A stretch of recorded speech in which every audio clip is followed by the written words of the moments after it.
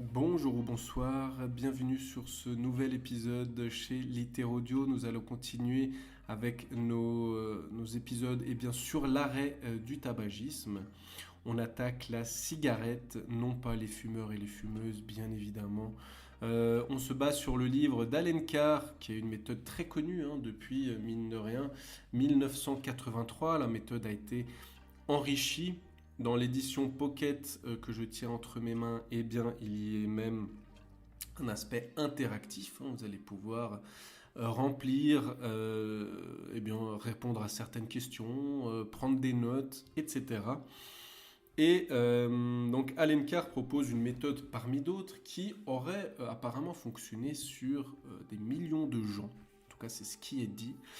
Dites-moi si vous l'avez déjà essayé, si vous comptez l'essayer, et si vous l'essayez, est-ce que ça a fonctionné?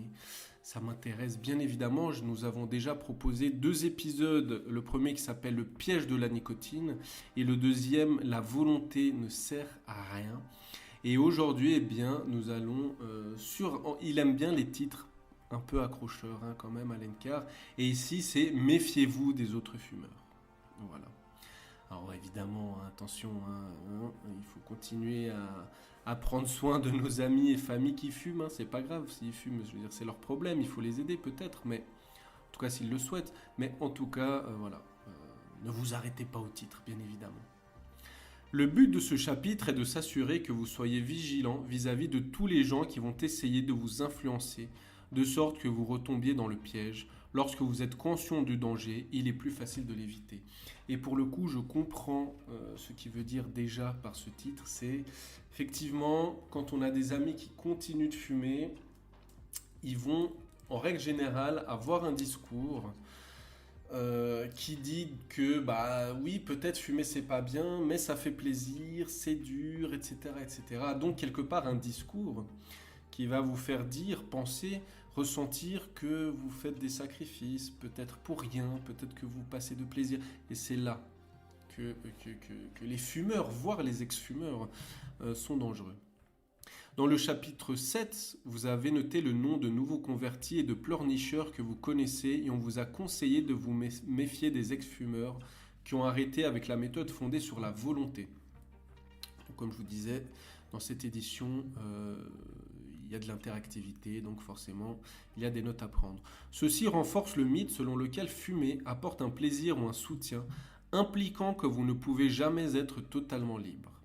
En fait, vous devez vous méfier de tous les fumeurs parce que leur influence peut vous faire retomber dans le piège, que ce soit intentionnel ou non. Pensez à votre première cigarette. Quelqu'un vous a-t-il encouragé à fumer ou est-ce une chose que vous avez faite de votre propre initiative? Dans ce dernier cas, qu'est-ce qui vous a fait penser que c'était une bonne initiative? Ne vous méprenez pas sur mes propos. Vous ne serez pas obligé d'éviter les fumeurs une fois que vous serez libre. En fait, vous ne devriez pas le faire. Soyez simplement conscient qu'ils peuvent tenter de vous influencer. Lorsque vous verrez les choses clairement, il sera évident qu'ils sont simplement accros et il sera facile de les considérer avec compassion. L'influence parentale. La plupart des gens commencent à fumer à l'adolescence, l'époque à laquelle nous cherchons à nous créer une identité et quelque chose qui puisse nous donner confiance en nous. Pour certains, fumer est une valeur sûre. Ils suivent le troupeau, font partie d'un groupe. Pour d'autres, c'est un moyen de rébellion, une façon de se distinguer, de montrer qu'ils sont différents. Nous commençons tous à fumer pour des raisons stupides. Les parents et les proches ont une influence majeure dans le fait que leurs enfants deviennent accros à la nicotine. Les parents et proches semblent ne pas avoir conscience de l'exemple qu'ils donnent aux enfants. Ils pensent qu'il suffit de leur dire de ne pas fumer. Mais pourquoi devraient-ils en tenir compte lorsqu'ils voient leurs propres parents, oncles ou tantes le faire? La pression des pères. Mais il est rare qu'un parent soit celui qui fournisse consciemment cette première cigarette.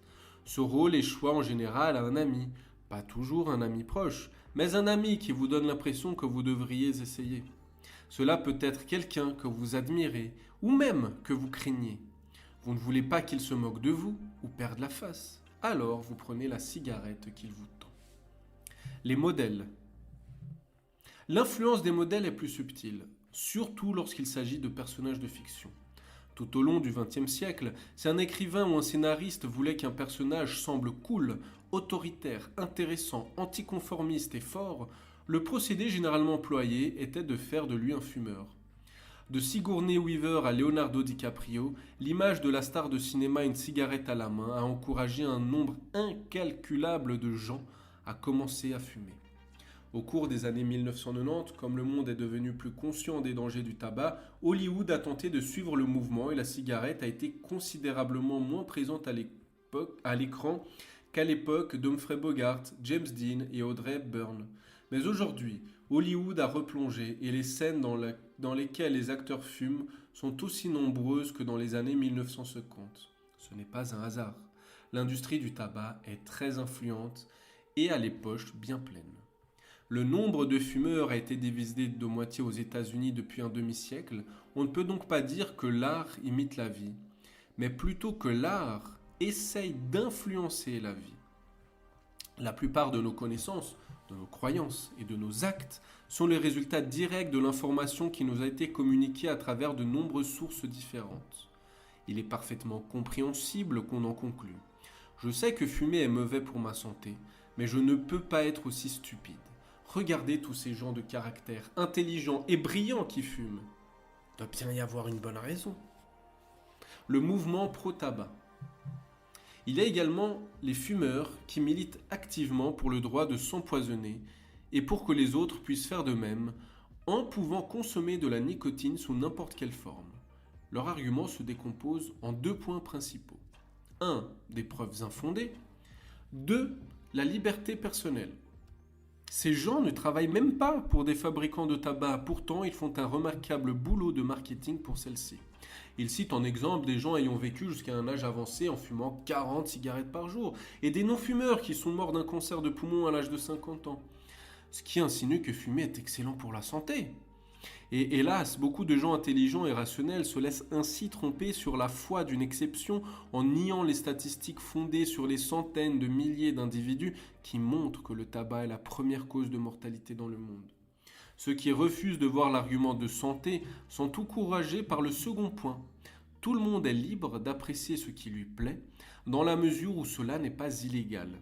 C'est un point qui suscite l'enthousiasme, qui exploite notre sens de la liberté personnelle et notre résistance volontaire à être maternés par l'État. Mais c'est faire l'impasse sur 2 vérités fondamentales. 1. Les fumeurs n'ont aucune liberté. Ils ne choisissent pas de fumer, ils n'ont aucun contrôle sur le tabagisme, ils sont accros. 2. Personne n'aime fumer. Les fumeurs ont seulement cette impression car ce sont des toxicomanes et parce qu'ils se sentent très mal lorsqu'ils ne sont pas autorisés à fumer. Le moment de crise. Il est utile de reconnaître l'influence des autres fumeurs car ils ne jouent pas un rôle uniquement lorsqu'on devient fumeur, ils peuvent aussi tenter de nous faire retomber dans le piège une fois que nous avons arrêté. Il est également utile de se méfier des situations dangereuses qui pourraient nous faire rechuter. Les moments où nous sommes le plus vulnérables sont les moments de crise, comme un accident de voiture, un deuil, la perte de son emploi ou une rupture amoureuse. Lorsque ces événements surviennent, il se trouve souvent un fumeur prêt à nous tendre une cigarette. Pourquoi les fumeurs offrent-ils une cigarette ? Apporter un réconfort suffirait. Mais les fumeurs trouvent eux-mêmes un réconfort à voir un ex-fumeur retomber dans le piège. Cela les rassure sur leur propre incapacité à s'en échapper. Il ne s'agit pas d'un acte conscient et malveillant de la part du fumeur, destiné à vous attirer à nouveau dans le piège de l'addiction. Ils croient réellement vous rendre service parce que leur perception a été faussée par l'addiction. Soyez préparés à faire face à l'influence des autres fumeurs et des ex-fumeurs qui arrêtent avec la méthode fondée sur la volonté et commencez à vous rappeler une chose, tous les fumeurs sont des menteurs. Ils se mentent à eux-mêmes et aux autres parce qu'ils n'ont pas le choix. C'est la seule façon pour eux de pouvoir continuer à affronter l'odeur répugnante, les quintes de toux, la respiration sifflante, l'esclavage et l'humiliation. Ils doivent se convaincre qu'ils en tirent un bénéfice. Ils finissent donc par croire à leurs propres mensonges et à ceux des autres fumeurs. Un des grands plaisirs lorsqu'on redevient non-fumeur est qu'on n'est plus forcé de mentir. La sensation de liberté est merveilleuse. Tandis que les fumeurs se demandent comment vous pouvez vivre sans apprécier une cigarette, vous savez qu'aucun fumeur n'aime fumer. mais vous appréciez réellement de ne plus fumer chaque jour de votre vie. Cette joie absolue d'avoir retrouvé la liberté. Il est tragique de voir quelqu'un qui était autrefois plein d'assurance et maître de soi, réduit à l'ombre de lui-même par les ravages du tabagisme, mais c'est arrivé à un grand nombre de célébrités. Et vous connaissez sans doute personnellement quelqu'un qui a été détruit par les effets du tabagisme. Au fond de vous, vous savez qu'ils ne fumaient pas parce que c'était cool ou glamour, mais parce qu'ils ont été victimes d'une escroquerie, tout comme vous, et que fumer, au lieu de leur donner du caractère et du charisme, les a en fait détruits. N'oubliez pas, une fois que vous percez l'illusion un jour, elle ne peut plus vous duper. La vérité est incontestable. Fumer n'aide pas à surmonter une crise, cela ne fait que l'aggraver.